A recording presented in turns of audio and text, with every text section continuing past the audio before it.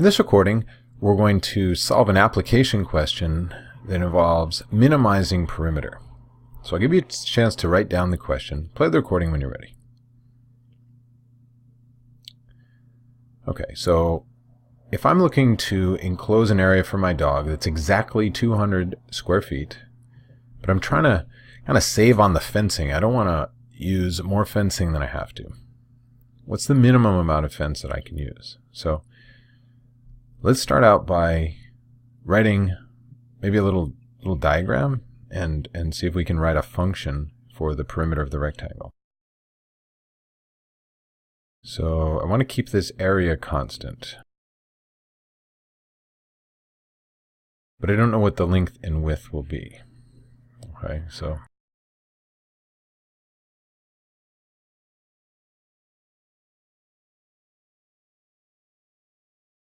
I guess we could call this width x. Now if that's x, though, think about the relationship there. This x times something has to be 200. That means this would have to be 200 divided by x. So when they get multiplied, the x's divide out and we end up with 200. Okay, so see if you can use that information to write a perimeter function, p of x. Play the recording when you are ready. Okay, so hopefully you realize it's 2 of the widths plus 2 of the lengths. So 2x plus 2 times the quantity 200 over x. Go ahead and clean that up. Distribute out that. And we've got p of x. Okay, so we have a rational function here which has a x in the denominator. And we're going to make a graph of this. We're going to solve this graphically. So let's go to our graphing calculator and graph the function y equals.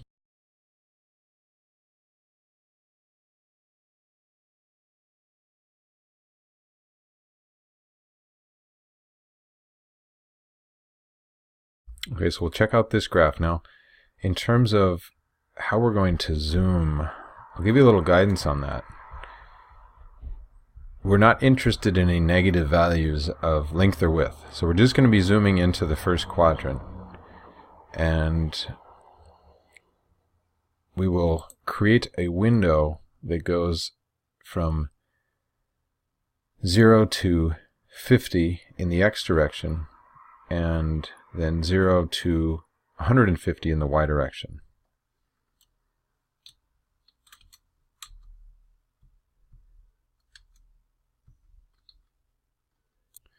I'm also going to change the scale. I'm going to change the y scale to go by 50s and the x scale to go by 10s. Won't really matter, but let's go ahead and do that.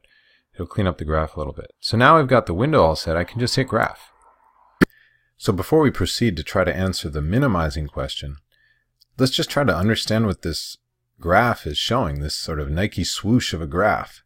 Well, we have lots of different x, y pairs, obviously shown by this graph. If we were to look at the table, we would see that when we have x equals 1, what that means is a rectangle with a width of 1 foot. So a 1 by 200 foot rectangle would give me an area of 200 square feet, right? And so that long, skinny rectangle that's 1 foot wide and 200 feet long obviously would have a perimeter of 402. If we were to make a 2 foot wide rectangle, again, that would be 100 feet long, so 2 times 100.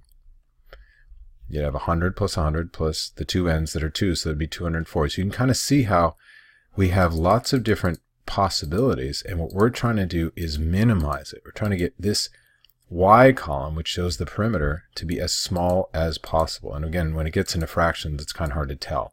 It'd be easier if these were decimals.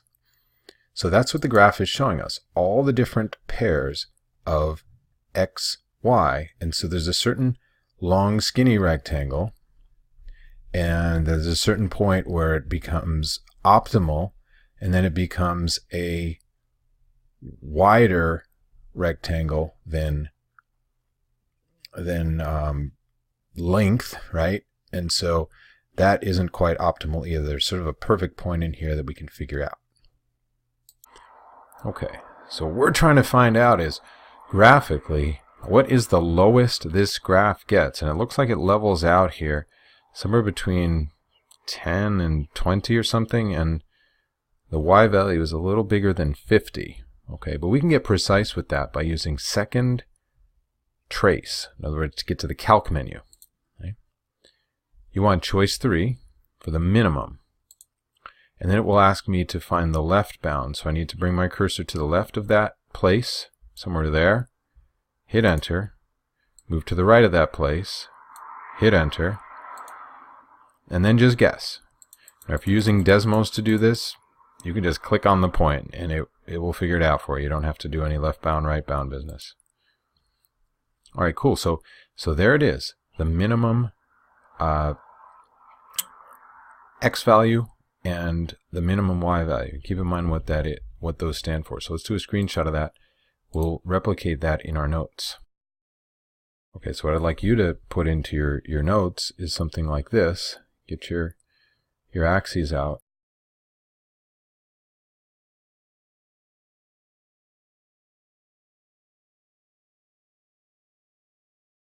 Okay, so if you've labeled your axes, now we're just going to plot approximately where that point was. That point that ended up being at 14.14, comma 56.56. Then just draw the curve the best you can, extending out to the right, and then up to the left along the asymptote.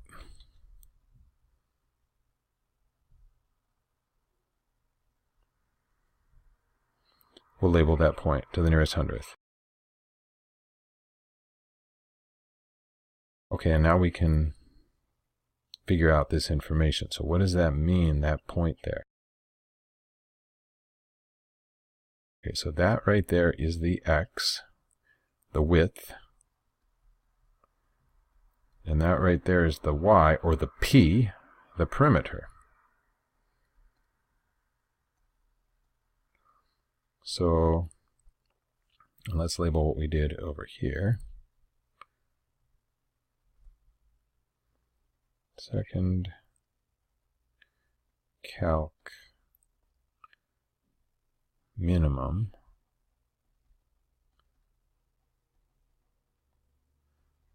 to find the minimum point on the graph for x.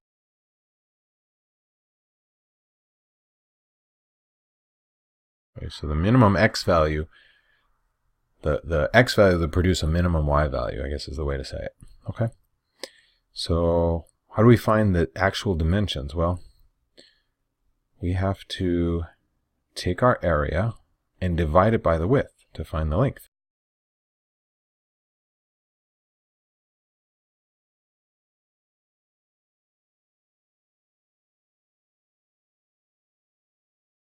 Okay, so that in turn is the length.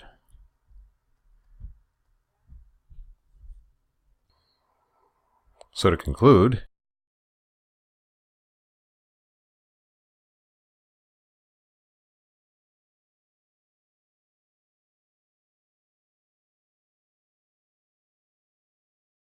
and I'm realizing now that I didn't round properly. Let's go back and check that graphing calculator, right? It was 568. I should have rounded that to 56.57. So we can make that small change back over here.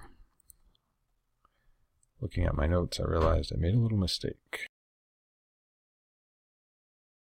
We can just box that in. There's our solution.